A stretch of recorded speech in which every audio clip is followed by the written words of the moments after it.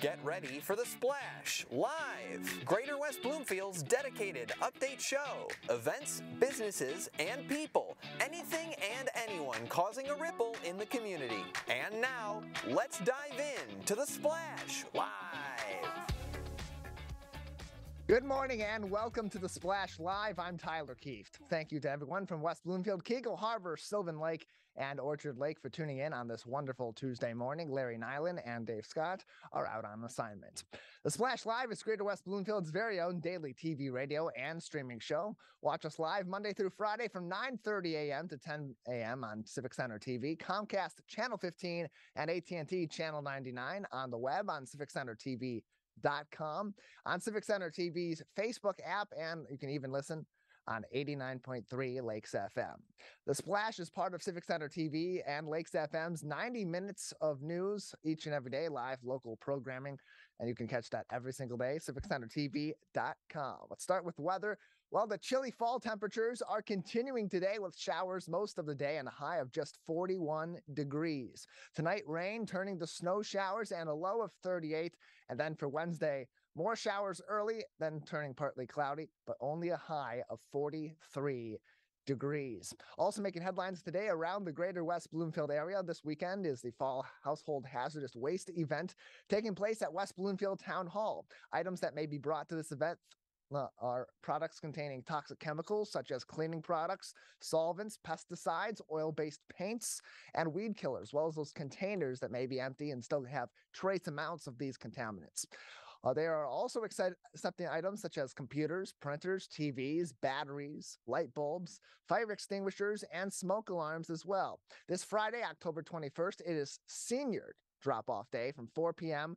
until 6 p.m. Great way to go and drop off some of these materials and enjoy a football game at West Bloomfield High School that kicks off at 7 o'clock. The event is open to senior citizens from West Bloomfield, Orchard Lake, Sylvan Lake, and Keego Harbor. No appointments are necessary, but you must bring a photo ID to enter the event to make sure you're a resident of one of the participating communities. And on Saturday, October 22nd, all local residents are eligible to attend from 9 a.m. until noon. For more information on either event, the Senior Household Hazardous Waste or the General Community Household Hazardous Waste, you may contact the Planning and Development Services Department at West Bloomfield Township at 248-451-4818. That's 248-451-4818. And for a full list of acceptable items, visit wbtownship.org and enter hazardous in the search window. Also making headlines today, it's National Friends of the Library Week. From running the Friend Shop and facilitating popular events like Music at Maine to sorting through donations and hosting used book sales, the Friends of the West Bloomfield Township Public Library is an active community group donating time and money to assist the library and its operations. Save the date for their next used book sale at the main library from November 4th through the 6th. Did you know that you can now become a member or submit a donation online as well? Visit wblib.org/friends to learn more information. Another big game is happening this weekend between the West Bloomfield Lakers and the Utica Eisenhowers. They wrap up the regular season. And Lakers, of course, Utica coming in with a 7-1 record. The Utica Eisenhower 6-2 on the season, a very improved team with playoff hopes as well. I had the chance yesterday to speak with Coach Tyrese Grice, and we looked back on last week's big victory on the road at Southfield A&T. Let's take a look at that segment from this week in Laker football. I just feel that our players came ready to play. We know this high-power offense, so you're not going to shut them down. But we had to shut down certain players, and we was able to do that. Although the running game with the quarterback, that's where they got most of their production from. But we was able to withstand some drives and come up with some big plays. Interception by Samaj Morgan was a big play inside the red zone. So those were the type of plays that we was able to make throughout that game. But we came prepared and we were able to execute some of the plays. We did a poor job against the run in certain situations against the counter, but we're going to get back in the drawing board this week and fix that. In terms of shutting down certain players, one I think of off the top of my head is Tashi Braceful, one of the best receivers in the state of Michigan and certainly one of the best in the OAA Red Division. What was the difference maker in that matchup going up against Deontay Pippen that for you schematically leading this defense and for your defensive backs coach, making that matchup so critical in this game and ultimately Deontay's play? Well, eventually, we was initially was going to have Lorenzo Williams follow him everywhere he goes. We felt that was a matchup that we can take, but unfortunately, Lorenzo was injured and he was not able to play, although he'd be back next week. So we went to Dante Pippen, who was also a nickel in some packages. So he's been practicing at D-back throughout the year, although he's a wide receiver. So we brought him on board and said, hey, you're going to check the number one guy. There was the fastest guy. And Pippen's one of the fastest guys on our team. So we just, by him playing receiver, that gives him an advantage of what kind of routes they was running and how to defend that as well, by him playing that position. So that's an advantage to him, just knowing that how to play the receiver and what they look for. So he did a good job. And after practice, Coach Dickerson and his D-backs, they got in a little more practice, about another 15 minutes, just working on technique and fundamentals. And Pippen just stepped up, and he was MVP of the game. And if you could shut that production down, which is represent almost 70% of the offense in terms of touchdown catches, then you do a good job. Yeah, less than a handful of receptions for Tashi Braceful in those one-on-ones with Deontay Pippen on Friday night. Coach, a really unfortunate situation early on in the game. One of the first offensive plays of the second drive for Southfield A&T, they had a player go down. Royce Liggins had a pretty serious injury, and there was a delay of about 30 minutes or so on the field in those weather conditions later on of a start than normal. How did that affect your team, if anything, or better yet, what did your team do, and you and your coaching staff, your leaders, to keep your team prepared to continue to play that football game, especially given the emotions certainly that were there in that situation? Well, first of all, I would like to put out a prayer to the family of the young man that got injured. I talked to the head coach yesterday, and he told me he would be fine. He's out for the season, but it's not as severe as it appeared on school at the game. So so hopefully he come back and recover. Unfortunately, he has another year, so hopefully we'll see him next year. Secondly, I think that time kind of like it's kind of difficult to measure that because guys just standing around and just you don't want to get tight. So we kind of loosen up and making sure we continue to stretch and some of the defensive coaches. But we was more concerned with the young man more than anything. So as a coaching staff, we was kind of like, okay, let's see what's going on here. But we didn't. Football is secondary when it comes down to those type of injuries. So we want to make sure that hey, this young man is doing well. But at the same time, our players got to make sure they stretch out and keep their mind focused. And when an injury occurred, you can see the expression on our players because it was near our bench, and some guys basically couldn't watch and turn around like, wow. But fortunately, this injury was as severe as they thought it appears on TV, but hopefully it come back healthy. Thoughts also with Royce Liggins and the entire Southfield A&T team and their families, too, after that situation on Friday night. Beyond that, the rest of that game, Lakers taking care of business. On the offensive side of the ball, just like we talked about last week, moving up the field pretty quickly and making plays and getting those big chunk plays, too. One of the key drives I really think about as being indicative of this team's ability to put its playmakers into critical positions and make plays was at the end of the first half. That last drive, a little bit of frustration as that drive was getting closer to the end zone, attempting to move up the field by the air, and a few deflections, a couple incompletions, but ultimately we were able to answer on that fourth down play from Samaj Morgan to DeAndre Hill. What does that sort of a drive do for your team to get them ready for the high competition this coming week against Utica Eisenhower, and certainly for the playoffs and those kinds of situations where frustration certainly could be coming into play? Well, we practice 2-minute drive every week. So that's when they all come into. But the situation during that time frame was we wanted to kick a field goal, but the time was running out. We didn't have the personnel out there because one person said, let's go for it, another person, and I was saying, let's kick it. But that moment of where guys just stepped up and Samaj stepped up and people don't know we only have 9 players on the field, so that kind of confused. And throughout all that confusion, at the end of the day, your playmakers make play. You can draw it up however you want to draw it up, but you let your playmakers make plays, and that's what happened in that situation where Samaj rolled out and Andre Hill was wide open and he caught in front of 2 people. So that was a good play by Andre Hill and Samaj Morgan to be able to come together on that play. That play terminating with about 17 seconds, a little under 17 seconds to play in the half, and put the Lakers up by 14 points as opposed to 7 points, with Southfield getting the ball to start the second half. And Coach, defensively, you talked about your team executing almost to full strength, the only issue really being the running game, particularly with Isaiah Marshall. Was that more of Southfield's ability to execute those plays and put Isaiah Marshall into opportune spots, or was that something that you believe your team needs to improve on this coming week in terms of going up against mobile quarterbacks in those kinds of situations? Well, it was all scheme, personnel. When we lost Kari Jackson in the middle, we also lost our backup middle linebacker too. So I had to take my outside linebacker and move it to the inside, take my inside linebacker to the middle. So they wasn't reading the counter. And that's something we're going to work on in practice throughout the week, because if I was watching that film, that's where I would attack me at. So we're going to make sure that those guys know how to read the counter. We know how to defend it, and it wasn't no surprise to us. It just wasn't executed on our part. And so those guys going to make sure that we just spend a little more extra time on how to read the counter, and that's a tough play for any defense to try to defend. But you got to make sure you know what you're doing. We're joined by Coach Tyrese Rice. The Lakers taking care of business last week at Southfield A&T. This week they'll come home for the regular season finale against Utica Eisenhower. Coach, those final takeaways from Friday's game against Southfield A&T, a long game, but an important game in this team's schedule to really show these guys and show really the state of Michigan what this Lakers team is capable of. Any lasting thoughts on that game and what it implies for the rest of this season for the Lakers? Well, you know, it's opportunity to play in front of a big game, in front of big crowds, and be on TV and so forth, to let the world see what West Bloomfield football is all about. And hopefully people got a taste of the kind of team we have. But what I also take away was the opportunity for our backups. We had a lot of guys out. What people don't know, we have 4 or 5 starters out that week, and a couple of our backups out. So we had about 7 or 8 guys, if you include the backup. So we had some guys moved around and shifted around. And for example, Pippen, he's not a D-back for us, and he plays wide receiver, so he stepped up.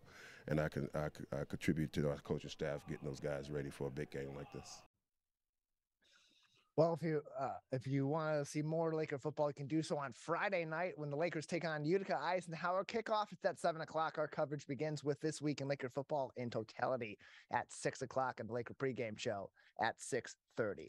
Well, if you've had trouble recently getting to my next guest's restaurant in Keego Harbor, those problems should soon be alleviated with the reopening of Cass Lake Road just south of Cass Elizabeth Road. Joining us now is the co-owner of Indo Indonesian restaurant, Nik Alonzo, on the Splash Live. Nik, thanks for being with us today. Thanks for having me. Appreciate having you on. It's been a really difficult time for businesses and really even just for those commuting in and out of Keego Harbor due to construction on Cass Lake Road and on other roads around the local area in Keego Harbor. How did the construction on Cass Lake Road affect your business in particular? Well, I mean, initially, maybe the first couple of weeks, we had our diehard customers really did their best to make it out, but we are talking about an hour, probably round trip detour. So that's an extra hour time people need to plan for their dinners. And, after about 3 weeks, business started dying down. I mean, this really hit us probably about 70% of our business in the last month. So it's been a trial. And, unlike COVID, where we came up with solutions, we adapted, we overcame certain things, it's pretty hard to overcome a road closure. So it's been really tough. Yeah, and you mentioned the detour being quite significant for some people, almost an hour just to get in and out of the city, to go to your restaurant, to go to their homes, to go to work. The combination of all the different road construction, not just Cass Lake Road, but also Orchard Lake and some of the other surrounding roads in Waterford, West Bloomfield, and so on.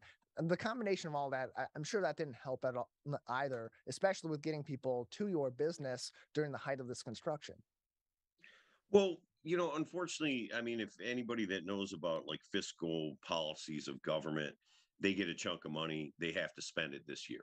That's just the way that our government's structured, right? Well, being that they came up with an unprecedented sum of money for counties throughout the state, maybe our government should have looked at turning that into 2 years, or giving them time where they didn't have to do all these construction projects at the same time. And that to me would have really been the only solution. Just give them a couple of years to spend the money and not penalize them for taking that time. and maybe we wouldn't have been in this situation. I'm not sure who came up with the decision to do all three of these construction projects simultaneously, but it turned an hour detour into an hour and a half detour. So that really hurt us even more. But I'm quite sure whoever made those decisions does not own a business in this corridor, or if they do, they really just didn't think it through.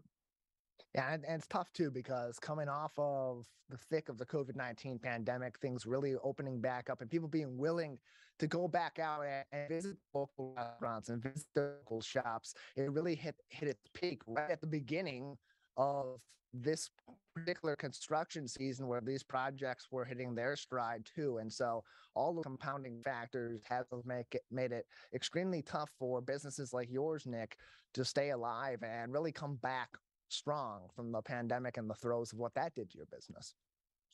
Yeah, I mean, I have to say, it's not just me. There's several friends of ours in this corridor that are really struggling. Our friend Cinda, who owns Evolve Juice and the yoga studio down the road, I know she's really been struggling. So please, everybody, if you can get out and support your local businesses, we all need it, because it's been quite a long road. And thanks for those of you that have made it out. I mean, we had customers parking at timeout and walking down to restaurants. So there has been a lot of support, but it's been quite a struggle. So, now that we've come out of this, we've planned a fundraiser. Normally we just do a fundraiser like for the VFW or whoever we were doing it for. In this case, we're going to split the fundraiser between the VFW's Oakland Macomb County Council youth campout that they have every year, and ourselves. So it's going to be on Halloween Eve, Sunday before Halloween. It's $50 a ticket. We're going to have several raffles. We're going to give out some really nice prizes, as well as there's going to be prizes for best costumes and so on and so forth. So, we're coming out of it with some ideas, and yeah, I believe we'll be fine. It's just like I said, it's really been exhausting almost. And the worst part about it is going down to that construction site maybe 30 times in 2 months, and out of those 30 times, half the time no one was there. And we're talking like business hours between 11 and 2. So somebody should have been there working. And of the times when I did go there and there were people working, it was 3 guys on a $750,000 contract. They couldn't find more than 3 people to work. So it's tough, and I just wonder if our government couldn't or doesn't at all vet these people and say, hey, maybe in the contract it should say, well, we promise we're going to work 4 out of 5 days, weather permitting. We're going to have X amount of people on the job. I don't know if we maybe need to come up with these minimum standards when our politicians spend our money. And let's everybody remember, this is our money that's being used to fix these roads.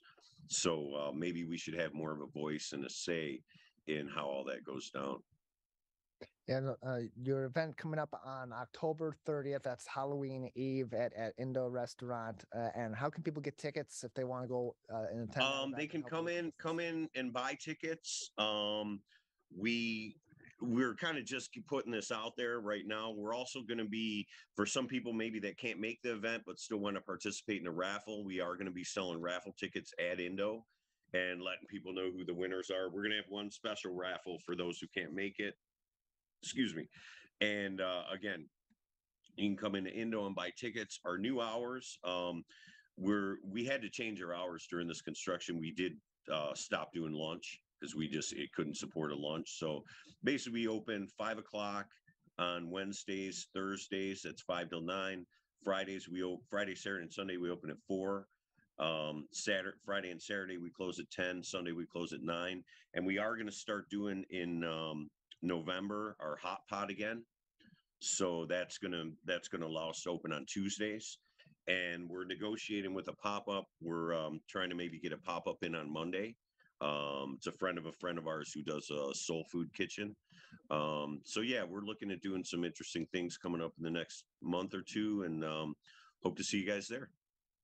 Well, we hope to see you there. We'll hopefully see a lot of people there too, Nik, and appreciate you coming out and telling us about this, and also about some of the frustrations and the pains of going through the construction for many of our local businesses, and hopefully people will go out and support them. Thank you very much for joining us. Thank you. And by the way, I was down there today. The road still isn't open, but it looks like they got the guardrails up, and they should be on track to open tomorrow, hopefully. So, well, hopefully it will be open this week. It is expected to open very soon. Okay. Well, Thanks the amount, appreciate having you on as well, Nick. While the amount of deer in West Bloomfield seem to be growing by the day, as well as throughout the local area, and Oakland County has developed a deer survey that is open for all local residents to fill out regarding the deer issue. Recently, our own Larry Nyland had the chance to talk with West Bloomfield Township Supervisor Steve Kaplan about the survey, amongst many other local issues. Let's take a look. So can you start off by talking about some of the issues that you've been made aware of over the years at Town Hall from the number of deer that we seem to have here in West Bloomfield? Number of deer in the neighborhoods is proliferating. Last year, related to it, of course, we had 120 collisions between motor vehicles and deer. And in 2022, we've had 96 as of today.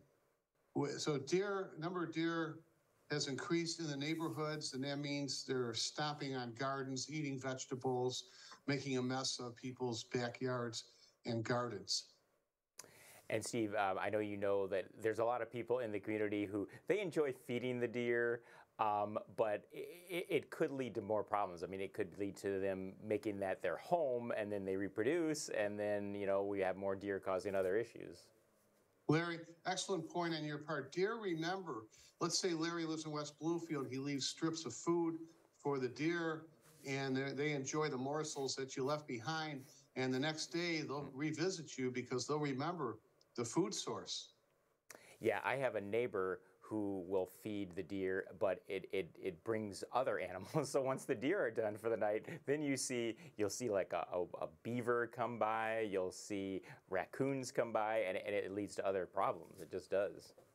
Larry, we have considered enacting an ordinance which would which would discourage people from feeding the deer. Several problems with it. Number one, do we really want to criminalize our residents when in good faith they're feeding the deer? Secondly, it's essentially unenforceable. How are we going to catch the violators? Are we going to have undercover officers hiding near the food source in order to apprehend the resident? Oh, I know a few communities, including Rochester Hills, do have such an ordinance, but I don't think the Township Board is interested in criminalizing that behavior. So can you talk about what exactly is the Oakland County Community Deer Coalition, which I think was formed back in 2021? Right, and to give credit to Oakland County, Farmington Hills, and Oakland County and Farmington Hills for spearheading this coalition. We joined the coalition immediately. We enacted a proclamation indicating that we do want to participate, and we have been. We've already had 8 meetings. They say not much is accomplished at a meeting, that a camel is a horse created by a committee, but we have had good discussions on this, and ultimately there are 5 possibilities apart from doing nothing in terms of reducing the deer population. One of them is to kill the deer, that's obvious. Second one is to have police officers visiting the backyards of people and shooting the deer. That really isn't practical. Ann Arbor has a procedure, it's called culling the deer, C-U-L-L, culling the deer, and that's where they lasso, they capture deer and they transport them to like a park, which is isolated, and then they shoot the deer. I don't know if our residents want that to occur. Another possibility that's being viewed is sterilization or contraceptives, where food is laced with contraceptives, and that would help reduce the deer population. And so one of the ways where they're trying to figure out what might be the best solution to this is the regional deer survey that they formulated. Could you talk a little bit about that? Sure. And that survey is available on West Bloomfield's website. And through November 11, any resident can complete the survey. And it would be helpful to us to determine, does the average resident or do a majority of residents want deer population to be reduced? Because there are people, Larry, who love seeing the deer. My wife, for one, she'll call me to the dining room window, say, look outside, there are 4 deer in our backyard. So she she really enjoys the nature. And therefore, this is not a unanimous issue. I'd say it's probably split. I'd say many residents don't have an opinion because they have more important matters to deal with, although this is very important. And then some love the deer and don't want to reduce the deer population, and others think that we're overpopulated. Yeah, I remember a couple years ago when they built a new roundabout at Middlebelt and Maple, there was a huge percentage of the population that came to the meetings discussing when that was going to be built, that it was going to affect the deer population in the area because so many deer crossed over at that location. Right. Another good point by you. In terms of why are deer increasing, well, one is that the township is now 95% built. It's developed.